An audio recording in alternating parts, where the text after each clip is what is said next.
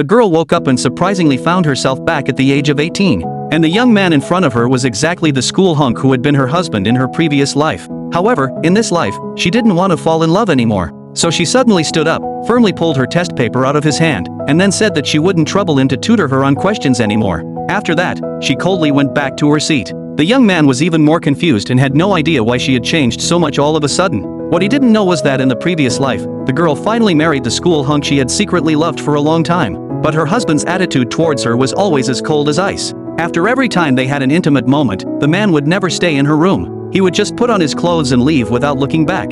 However, the girl still gave up her career and wholeheartedly became a good wife for him. On the day of the class reunion, she witnessed with her own eyes that her husband walked onto the stage arm in arm with another woman. The two of them looked so well matched and dazzling, while she seemed so out of place sitting in the audience. Just at that moment, the scheming woman suddenly almost slipped, and the man steadily held her in his arms. A hint of ambiguous affection was quietly growing, and this scene was also clearly seen by her. In a trance, she remembered that once when she gave her husband a birthday present, it was ruthlessly thrown away. And her husband was especially gentle towards the scheming woman. Finally, the woman decided to end this marriage. She picked up her phone and sent a message to her husband saying she wanted a divorce. Then she left the venue in a daze. Walking on the road, she was extremely disappointed and didn't notice at all that a car was speeding towards her from behind. When she opened her eyes again, she was surprisingly back 1 month before the college entrance examination. This time, she didn't want to repeat the same mistakes. She resolutely chose to stay away from the school hunk. When school was over, in the past, in order to go home with the school hunk, she had asked her family driver not to pick her up.